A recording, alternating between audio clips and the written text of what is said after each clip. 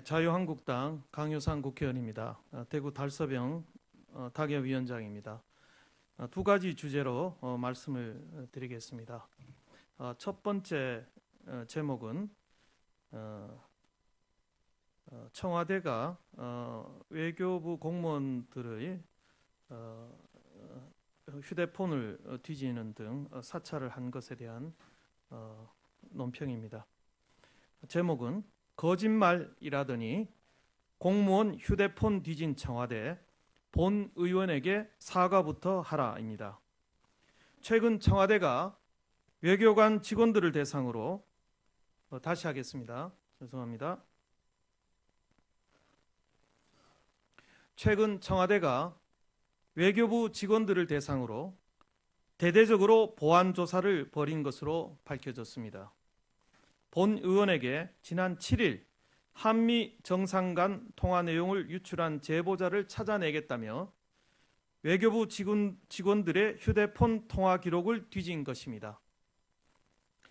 앞서 지난 9일 본 의원은 기자회견을 열고 문재인 대통령과 트럼프 대통령 간 정상 통화 막전 막후를 공개한 바 있습니다. 문 대통령이 트럼프 대통령에게 일본 방문 후 5월에 일본 방문 후 한국을 들러달라며 5월 하순 방한을 설득했고, 이에 트럼프 대통령이 방한한다면 일본 방문 뒤 귀국길에 잠깐 들르는 방식이면 충분할 것 같다고 말한 내용 등 청와대가 공개하길 꺼렸을 만한 내용의 회견이었습니다. 그러자 청와대는 즉각적으로 본 의원의 기자회견에 대해 대변인 성명을 발표하고 본 의원을 무책임한 거짓말장이로 몰았습니다. 사실 묵은 주장에 책임져야 할 것이라며 사실상 야당 의원을 협박까지 했습니다. 하지만 진실을 영원히 덮을 수는 없는 법입니다. 청와대의 주장대로 본 의원의 기자회견이 근거 없는 내용이었다면 정보 유출자를 색출할 필요도 없었을 것입니다.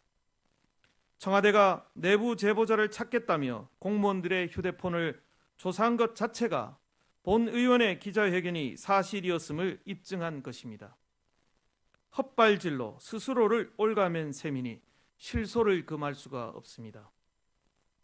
실제로 트럼프 대통령의 방한은 6월 하순 일본 오사카의 G20 정상회의 전후로 확정됐습니다. 본 의원이 밝힌 대로 문 대통령이 당초 요청한 5월 하순 방한은 일정상 어려운 상황이었기에 트럼프 대통령이 볼튼 보좌관에게 검토 지시를 한 것이고, 결국 6월 하순으로 방한 일정이 합의된 것입니다.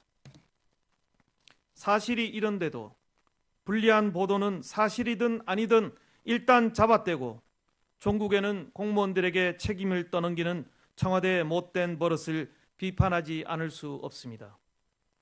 문재인 정권 들어 외교부에 대한 보안 조사가 15차례 이상 있었다고 합니다. 마치 5공화국 군사정부를 연상케 합니다. 특수관계를 악용해 공무원 휴대폰을 감찰하는 것은 강제조사를 금지한 대통령 비서실 직제 제7조와 통신비밀보호법 제3조 위반 소지까지 있습니다. 한강에서 뺨 맞은 청와대가 매번 애꿎은 공무원들만 못살게 구는 것입니다. 누구이든지 휴대폰을 샅샅이 들춰보는 것은 그 사람의 양심의 자유를 송두리째 무너뜨리는 일입니다. 무자비한 영혼 탈곡과 다름이 없습니다.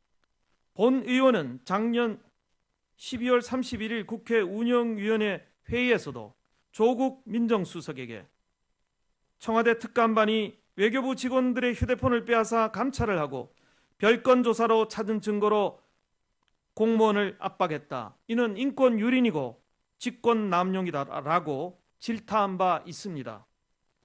제 버릇 남 못 준다고 6개월도 지나지 않아 똑같은 일을 벌인 청와대는 규탄받아 마땅합니다. 청와대는 또 본 의원이 제기한 볼턴 안보보좌관 방한 거절 의혹에 대한 진상도 밝혀야 할 것입니다.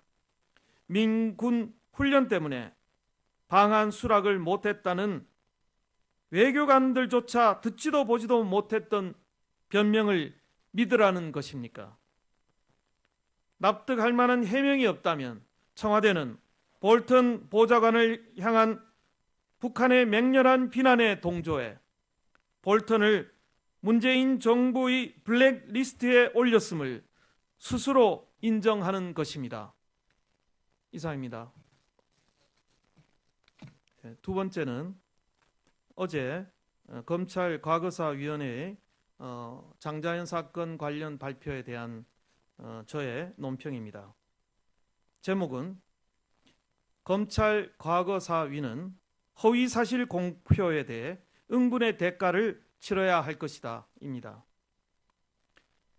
지난 20일 법무부 산하 검찰 과거사위원회는 조선일보가 2009년 대책반을 만들어 고 장자연 씨 사건에 대처했으며 이 과정에서 경찰들에게 외압을 행사했다는 조사 결과를 발표했습니다.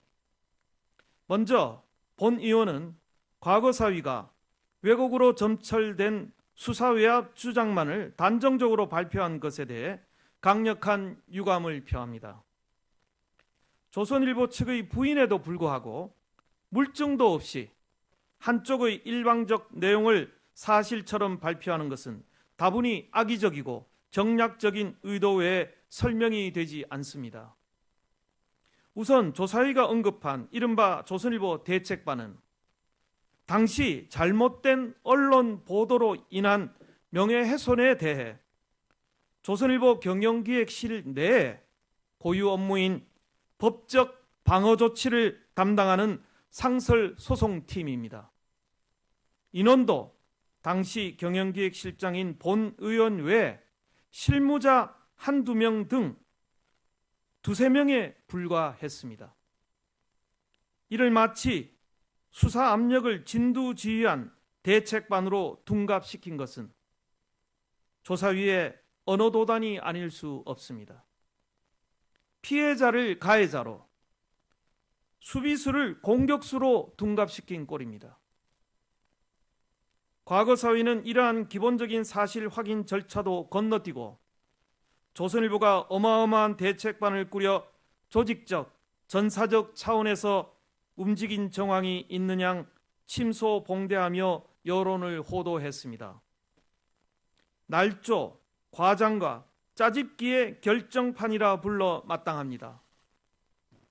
조사위는 지난 13개월 동안 국민 혈세를 낭비하면서 도대체 무엇을 했습니까? 이번 과거사위의 조사심의 결과 보도자료 26쪽 중 조선일보 관련 내용만 무려 14쪽 53%에 달합니다. 반면 장 씨를 유린하고 실제 접대를 받았다는 혐의로 수사선상에 올랐던 기업인들이나 장 씨 계좌로 거액을 입금한 사람들에 대한 조사 결과는 제대로 나온 것이 없습니다. 과거사위는 지난해 4월부터 13개월 동안 국민 혈세를 들여 이 사건을 조사했으면서도 조선일보 관련 의혹 제기에만 집중하느라 정작 사건의 핵심에는 눈을 감았습니다. 주지하다시피 장 씨가 왜 억울한 죽음을 선택했는지를 밝히는 것이 이 조사의 핵심이자 본질입니다. 그러나 과거사위는 조선일보 관련 의혹만 부풀리느라 본질과는 동떨어진 결과를 내놓았습니다. 애초부터 정치적 의도를 가지고 접근했다고 밖에 볼 수 없는 것입니다. 그 이유는 대통령의 복심 김경수 경남지사를 수감시킨 후 정치적으로 기소됐다는 성창호 판사 측 주장에서 똑같이 찾을 수 있습니다. 조선일보가 꿋꿋하게 문재인 정권을 비판하니 과거사위가 나서서 정권의 눈엣 가시를 흠집 내려 표적 조사한 것입니다. 누구의 지시로 이렇게 왜곡되고 편향된 조사 결과를 내놓은 것인지 국민들은 이미 다 알고 있으며 머지않아 준엄한 심판이 따를 것입니다. 본 의원이 당시 경찰의 중간조사 발표 직전에 사건 관계자에게 전화를 걸어 방 사장이 무고하다는 진술을 부탁했다는 주장 또한 사실무근의 허무맹랑한 소설에 불과합니다. 하필 수사 발표 직전에 공연히 그런 부탁을 했다는 것이 어떻게 상식적입니까? 과거 사위는 이날 장씨 성폭행 관련 의혹에 대해서도 수사에 착수할 정도로 충분한 사실과 증거가 확인되지 않았다고 밝혔습니다. 이 부분 다시 하겠습니다. 과거 사위는 이날 장씨 성폭행 관련 의혹에 대해서는 수사에 착수할 정도로 충분한 사실과 증거가 확인되지 않았다고 밝혔습니다.